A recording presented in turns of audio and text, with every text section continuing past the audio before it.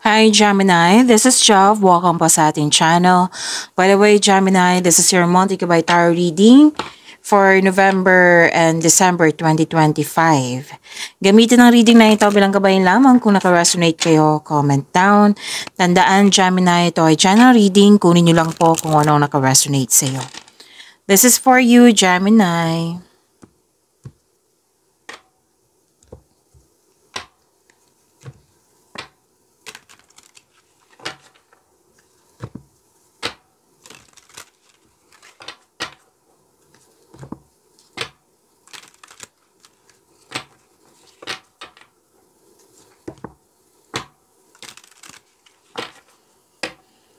Para po ito sa iyo, Gemini.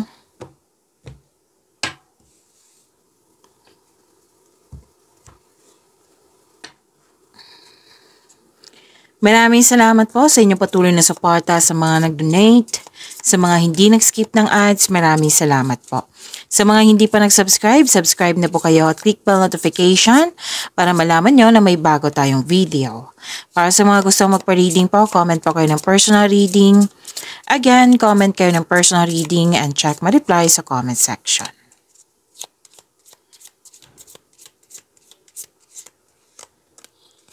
Gemini, ngayong November and December 2025. Oh, ang ganda.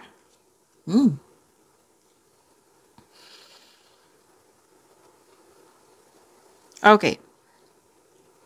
Nakikita ko dito na may parating na malaking pera. Opo. Malaking pera.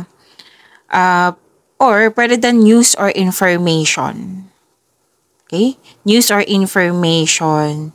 At malalaman mo din yung totoong intensyon ng isang tao sa iyo. Actually, dalawang card po nagsabi dito na may mensahe na parating sa inyo. Balita, news, information. May nakita rin ako dito nag-uusap. Nag-uusap kayong dalawa. So, claim niyo po itong malaking pera. Oo, Gemini. And makakatanggap kayo ng good news. So, yung balita na iyon, kinonfirm ng card nyo dito ay isang magandang balita. Good news po ito. Okay, so claim nyo po. And pwedeng may paglilipat sa malayong lugar. Or di kaya may connection ka sa malayong lugar. Pwedeng iniisip mo, pwedeng nag-uusap kayo pero nasa malayong lugar siya, or pwedeng kayo ang nasa malayong lugar. Oo. Pwede din literal to na paglilipat ha. Makakatanggap din kayo na may buntis, may nanganak, may ikakasal. May new beginning din po, Gemini. Pero huwag kayong mag-alala sa new beginning na ito. Kasi sinabi dito, itong new beginning na ito is change for the better. Yes, magkakaroon ng change for the better. Okay? And nakikita ko dito marami kang ginagawa. So prepare yourself. Busy si Gemini. At magiging flexible ka din. Yung mga ginagawa mo, I think this is your passion kasi nakikita ko dito na very confident ka. Binigyan mo siya ng action. Oo, busy, pero nakikita ko talaga yung confidence mo. So, may transformation na magkaganap. Tapos, sinamahan ka ng favorite person mo. Or natuwa ka sa kanya kasi naging loyal siya sa'yo, naging supportive siya sa'yo. Or di kaya pwedeng bagong gamit to. Pwedeng bagong gamit, bagong kasamahan ba na magaan ang loob mo sa kanya. Pwedeng bagong pet, bagong gamit. Nakikita ko rin dito ang ilan sa inyo na ma-hire as katiwala. Okay, so ang ganda, Gemini, claim niyo po.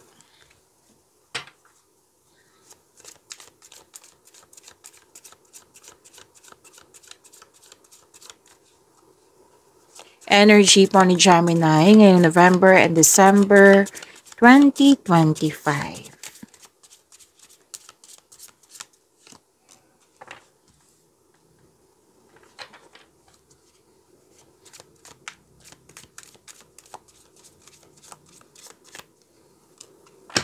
Oh, wow! Gemini, Wheel of Fortune, oh. Claim nyo. Ang ganda. Kung may napansin kayo, para sa mga bago dito, kung may napansin kayo na repeating message, yan po yung pinupush ng card sa inyo. Like for example, nanood kayo sa isang video reading nyo, sa monthly Gabay Tarot reading, weekly Gabay Tarot reading, daily Gabay Tarot reading, tapos dito din, at may napansin kayo na repeating message, yan po yung pinupush ng card sa inyo na kailangan nyo bigyan ng atensyon, solusyon, at aksyon kung maaari po. So na yung energy ni Gemini. Ang ganda, Gemini.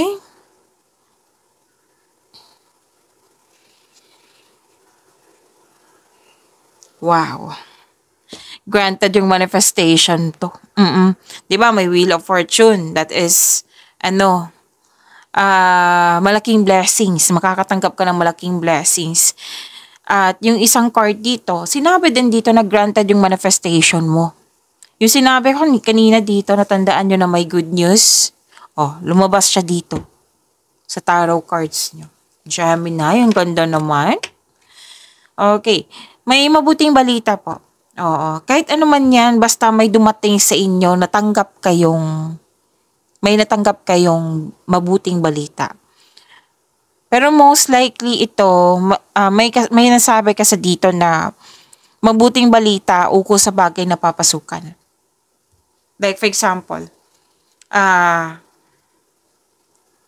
nagkaroon ng loan application, job application, scholarship application, any kind of application po, natanggap po kayo. Tapos, nakikita ko rin dito na some of you kakasimula sa project, kakasimula sa trabaho, kakasimula sa negosyo, na sobrang sipag mo, Gemini. Diba, sinabi ko kanina sa inyo na marami kayong ginagawa pero, maraming ginagawa na magaan kasi very confident kayo. Oh, very confident kayo. Nakikita ko dito yung sipag mo. Ang ganda naman. Okay? Ang advice ng card nyo dito, actually this is a message na patuloy mo lang yung pagsisikap, tutukan mo ito kasi magkakaroon po ng self and financial growth. At maging bukas din kayo sa advice ng nakakatanda sa iyo or may well-experienced na sa most likely kasi sa career to. Oo. Maging bukas sa mga advice nila. Sa mga nakakatanda, mentor, wiser, parents, amo, boss, or sa mga may well-experienced na sa pinasukan mong karera. So this is about your energy, ha? Pwede din naman to sa love life, for personal life, sa career and money. So, may connection dito sa isang tao, sa mga tao na naging stable. Naging stable at malaki ang tiwala nyo sa isa't isa. Pwedeng sa relasyon din to. So, may parating na masaganang panimula po sa mga ginagawa nyo dyan. Tapos mag-ingat kayo sa paggawa ng plano para magtagumpay po ito. Ay ilan sa inyo, dinedevelop nyo po yung hobbies nyo, yung skills nyo para magamit nyo as dagdag income. So you are very tutok sa inyong mga trabaho ngayon, sa inyong mga ginagawa ngayon.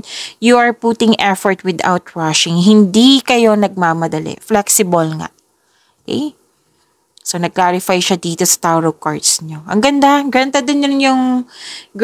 din yung manifestation nyo, ha. Sinabi ng yung card dito. And nagkaroon ng solid beginnings. So, claim nyo po. Ang ganda po. Gemini.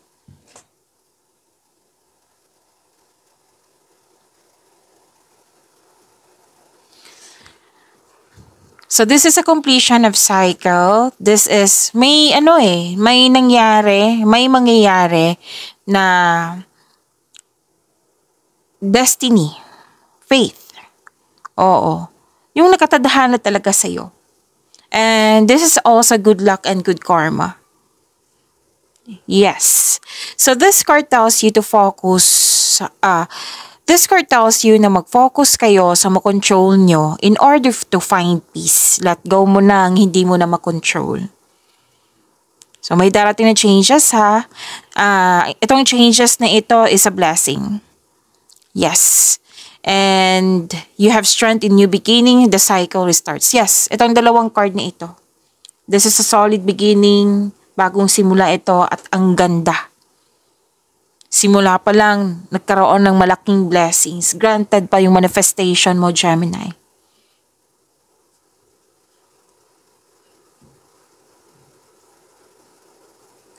Sa mga single dyan, oo, may advice ang card nyo dito. Okay. Okay. Lahat kayo, actually. Sa mga single, okay. So, unahin muna natin si single kasi may masahe dito. Mamimit mo na, malapit na. Mamimit mo na si the one. Oo. Sa mga, lahat kayo, Gemini, kung hindi kayo nagkaroon ng pagkakaunawaan sa isang tao, oo, ngayong November and December, magkakaroon ng blessings ng siyang dahilan na mag-uusap kayo. Any kind of situation na hindi naging balanse, oo, na you are moving from a painful cycle to happiness po. So, embrace this new situation. Okay?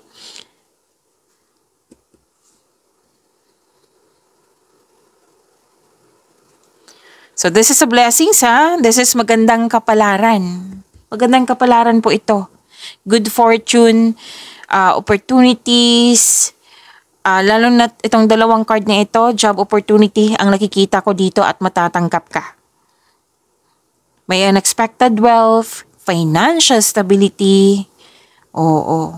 Kung noon, gipit ka ngayon. Oo, may parating na blessings na makapagbago sa inyong kaperahan. Another example, kung jobless ka ngayon, may unexpected job opportunity na darating ngayong November and December 2025. Or kakasimulan nyo lang, sabi kanina, di ba?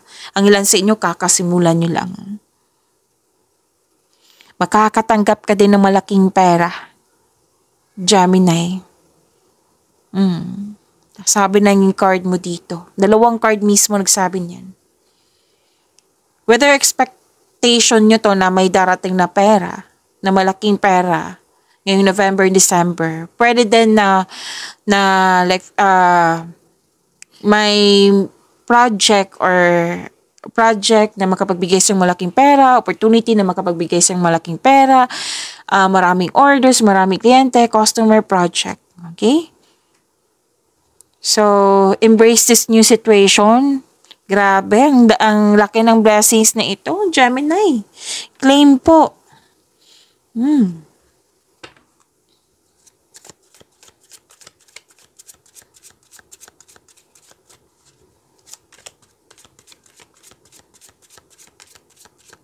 Career and money ni Gemini ngayong November and December 2025.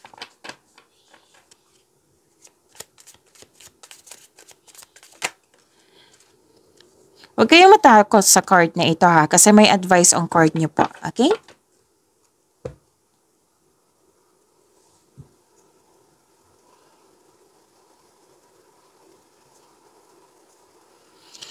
So, career and money niyo po, wow. This is growth and expansion. May collaboration din ako nakikita dito. Basta po may nangyaring growth and expansion. Oo, may magaganap na collaboration. Kung may-ari ka ng negosyo, pwedeng magdagdag ka ng empleyado due to increased profits. Maraming demand na kailangan mo meet yung expectation ng mga clients mo, customer mo, kung ano pa yan. Pwedeng, yes, nakikita ko dito na magdagdag empleyado ka. Or kung, okay, nakikita ko kasi dito at dito din na may matanggap sa trabaho. Okay? May matanggap sa trabaho. So, 3 at 4. 4 cards nagsabi dito na may ma-hire. And may business travel po. Oh. Or di kaya may nakita kasi ako dito, Gemini, na yung pwedeng nagpasweldo sa iyo galing sa malayong lugar. Like for example, abroad. Pero sa Pilipinas ka nagtrabaho. May nakita kong ganyan. Or di kaya, yun nga, business travel ito. Makikita mo ng mga bunga lang yung pagsisikap, ngunit maging mapagmasid. Kung may plano ka na, this is a time na gawin mo na ngayon. So nakikita ko naman dito na gumagawa ka ng aksyon sa matagal mo ng plano para magkaroon ng growth, which is nangyari. Magkakaroon talaga ng growth and expansion. Okay? Ang ilan sa inyo, ituloy na po yung balak nyong mag-abroad. Decision to eh. So, diba? Ang ganda, growth and expansion. Lahat ng signs gusto nito. Growth and expansion. And nasa iyo, Gemini, claim nyo po.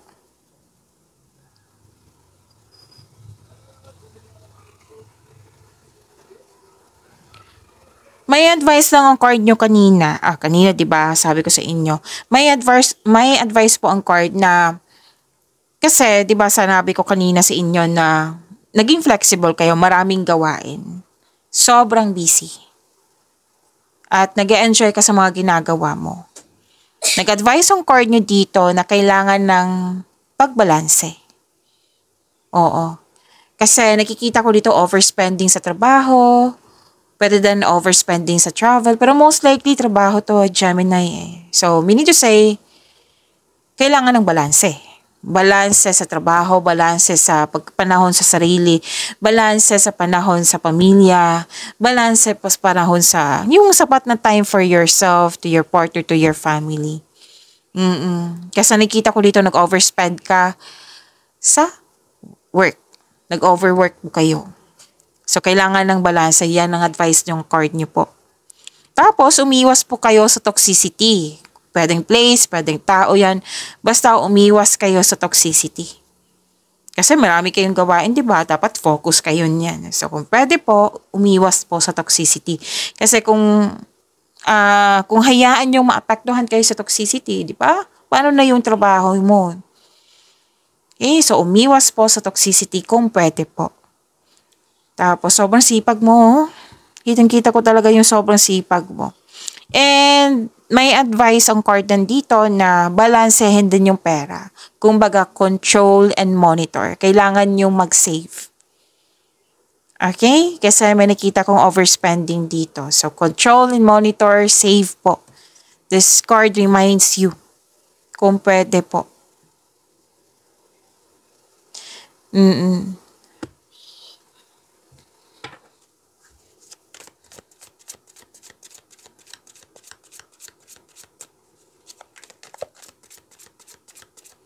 Love life, self-love, partnership, and romance ni Gemini. Ngayon, November and December 2025 po.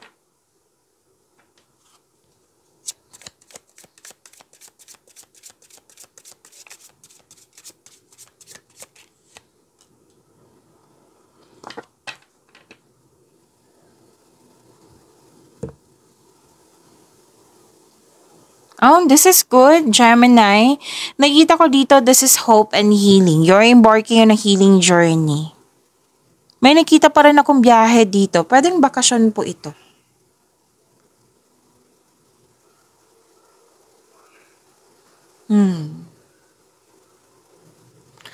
Okay. You're embarking on a healing journey. May paglilipat or bakasyon para magpahinga. And this is good.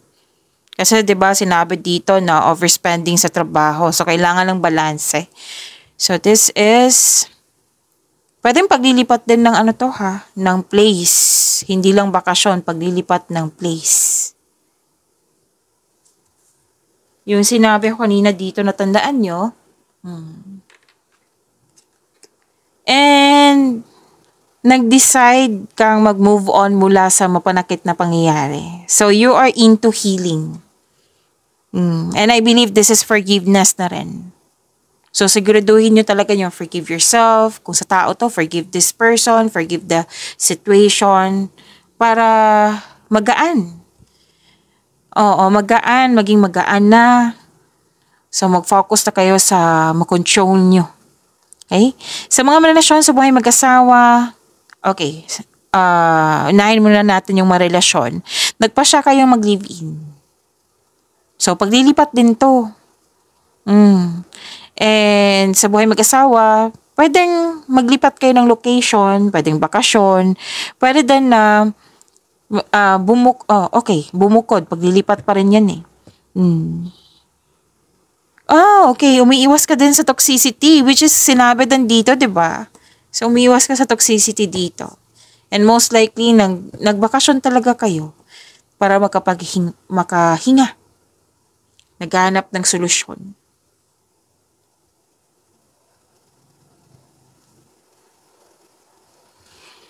Wow, ang ganda naman. Success in workplace and home. Para sa mga single po, sobrang saya mo. Kasi gusto ka rin ng taong gusto mo. Sana all. Gemini. Sa mga relasyon sa buhay mag-asawa, masaya kayo, satisfied kayo. Nagkaroon ka ng panahon sa pamilya po, sa grupo ng tao. May nakatanggap ng sustento, may nakatanggap ng sustento para sa anak. And another card po, nagsabi dito, di ba may nasabi dito, granted yung manifestation mo? Nagsabi din dito, granted yung manifestation mo, may fulfillment sa pangarap. Happiness talaga yung nakikita ko dito at ang ganda ng cards nyo. Claim nyo ha, Gemini. Pagyamanin nyo po yung blessings sa binigay sa inyo. Gemini, see you tomorrow. Maraming salamat.